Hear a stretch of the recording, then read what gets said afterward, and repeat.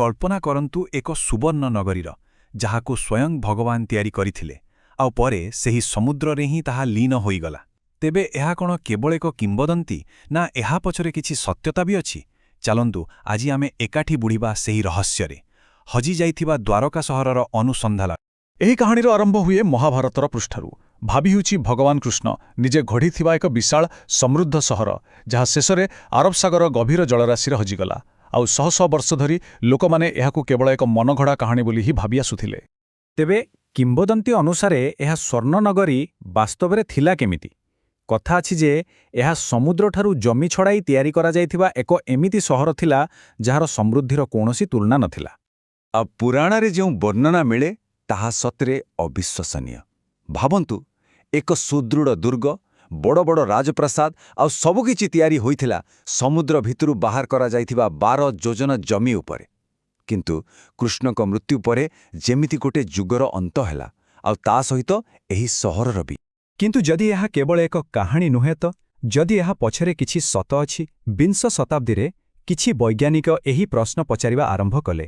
ସେମାନେ ଜାଣିବାକୁ ଚାହିଁଲେ ଯେ ସମୁଦ୍ରର ସେହି ଅତଳ ଗର୍ଭରେ ପ୍ରକୃତରେ କ'ଣ ଲୁଚି ରହିଛି। ଆଉ ଏଇଠୁ ହିଁ ଆରମ୍ଭ ହେଲା ଏକ ବୈଜ୍ଞାନିକ ଅନୁସନ୍ଧାନର ଯାତ୍ରା। ଆଉ ଏହି ମିଶନର ମଙ୍ଗ ଧରିଥିଲେ ଜଣେ ଖ୍ୟାତନାମା ପ୍ରତ୍ନତତ୍ତ୍ୱବିଦ୍ ଡକ୍ଟର ଏସ୍.ଆର୍. ରାଓ। ତାଙ୍କର ଦୃଢ଼ ବିଶ୍ୱାସ ଥିଲା ଯେ ଏହି କିମ୍ବଦନ୍ତୀର ସତକୁ ଖୋଜି ବାହାର କରିବାକୁ ହେଲେ କେବଳ ବୈଜ୍ଞାନିକ ପଦ୍ଧତି ହିଁ କାମ ଦେବ। ଦେଖନ୍ତୁ, ଏଇଟା କିଛି ଗୋଟିଏ ରାତିର କାମ ନଥିଲା। 1963 ମସିହାରେ ଆରମ୍ଭ ହୋଇଥିବା ପ୍ରଥମ ଖନନଠାରୁ ଆରମ୍ଭ କରି ଏହି ଅନୁସନ୍ଧାନ ପାଖାପାଖି 40 ବର୍ଷରୁ ବି ଅଧିକ ସମୟ ଧରି ଚାଲି ଆସିଛି। ଆଉ ଏହାର ପ୍ରତ୍ୟେକ ପର୍ଯ୍ୟାୟ ଆମକୁ ସତ୍ୟର ଆହୁରି ପାଖକୁ ନେଇଯାଉଛି।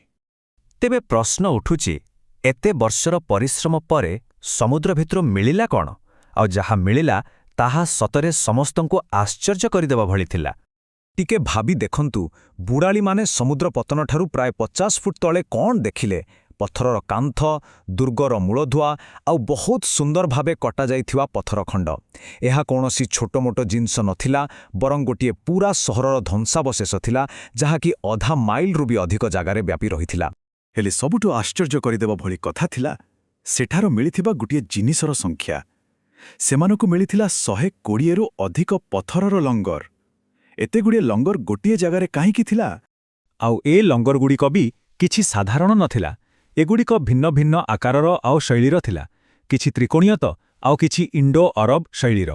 ଏଥିରୁ ଗୋଟିଏ କଥା ସ୍ପଷ୍ଟ ହୋଇଯାଉଥିଲା ଯେ ଏହି ଜାଗା ଶହ ଶହ ବର୍ଷ ଧରି ଏକ ବଡ଼ ସାମୁଦ୍ରିକ ବାଣିଜ୍ୟ କେନ୍ଦ୍ର ଥିଲା। ଏଠାକୁ ଦୂର ଦୂର ଦେଶରୁ ଜାହାଜ ସବୁ ଆସୁଥିଲା। ଆଉ ଏହି ଆବିଷ୍କାର ପରେ ବୈଜ୍ଞାନିକମାନଙ୍କ ମଧ୍ୟରେ ଆରମ୍ଭ ହେଲା ଏକ ବଡ଼ ବିତର୍କ। ଏହି ଧ୍ୱଂସାବଶେଷ କ'ଣ କେବଳ ଗୋଟିଏ ପୁରୁଣା ବନ୍ଦରର ଥିଲା, ନା ଏହା ହିଁ ଥିଲା ଭଗବାନ କୃଷ୍ଣଙ୍କର ସେହି କିମ୍ବଦନ୍ତୀର ସହର ଦ୍ୱାରକା? ଏଠି କାହାଣୀରେ ଦୁଇଟି ମତ ସାମ୍ନାକୁ ଆସିଲା। ଗୋଟିଏ ପଟେ ଥିଲେ ଡକ୍ଟର ରାଓଙ୍କ ଭଳି ପ୍ରତ୍ନତତ୍ତ୍ୱବିଦ୍, ଯେଉଁମାନେ ଦୁର୍ଗର କାନ୍ଥ ଆଉ ଗଠନକୁ ଦେଖି ଦୃଢ଼ ଭାବରେ କହିଲେ ଯେ ଏହା ହିଁ କିମ୍ବଦନ୍ତୀର ଦ୍ୱାରକା।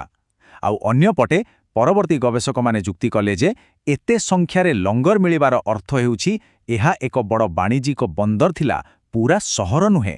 ହେଲେ ଡକ୍ଟର ରାଓଙ୍କ ପାଇଁ ଗୋଟେ ଆବିଷ୍କାର ଥିଲା ସବୁଠାରୁ ବଡ଼ ପ୍ରମାଣ। ତା ହେଉଛି ଶଙ୍ଖରେ ତିଆରି ଗୋଟେ ଛୋଟିଆ ମୁଦ୍ରା।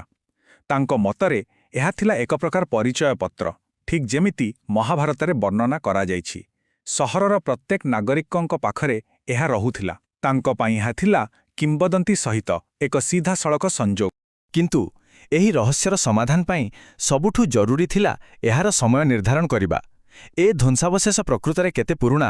ଆଉ ଜାଣନ୍ତି, ଏହି ପ୍ରଶ୍ନର ଉତ୍ତର ଖୋଜିବା ବେଳକୁ କାହାଣୀଟା ଆହୁରି ଜଟିଳ ହୋଇଗଲା। ସମସ୍ୟା ହେଲା, ମିଳିଥିବା ପ୍ରମାଣଗୁଡ଼ିକ କୌଣସି ଗୋଟିଏ ସମୟକୁ ଇଙ୍ଗିତ କରୁନଥିଲା। ଡକ୍ଟର ରାଓଙ୍କ ହିସାବରେ ଏହା ଖ୍ରୀଷ୍ଟପୂର୍ବ 1700ରୁ 1800 ସମୟର, କିନ୍ତୁ ପାରମ୍ପରିକ ମାନ୍ୟତା ଅନୁସାରେ ଏହା ଖ୍ରୀଷ୍ଟପୂର୍ବ 3200 ହେବା କଥା। ଏପରିକି କିଛି ଲଙ୍ଗର ଆଉ ଶିଳାଲିଖତ 1500 ଶତାବ୍ଦୀର ମିଳିଲା, ଯାହାକି ବହୁତ ନୂଆ। ତେବେ ଏହାର ପ୍ରକୃତ ବୟସ କେତେ? ହେଲେ ଦ୍ୱାରକାର କାହାଣୀ ଏତିକିରେ ସରୁନି, ବରଂ ଏହାର ଅନୁସନ୍ଧାନ ଏବେ ଏକ ନୂଆ ହାଇଟେକ୍ ଯୁଗରେ ପାଦ ଦେବାକୁ ଯାଉଛି। ଭାରତୀୟ ପ୍ରତ୍ନତତ୍ତ୍ୱ ସର୍ବେକ୍ଷଣ ବା ଏଏସ୍ଆଇ ଏବେ ଏକ ବହୁତ ବଡ଼ ଅଭିଯାନର ଯୋଜନା କରିଛି।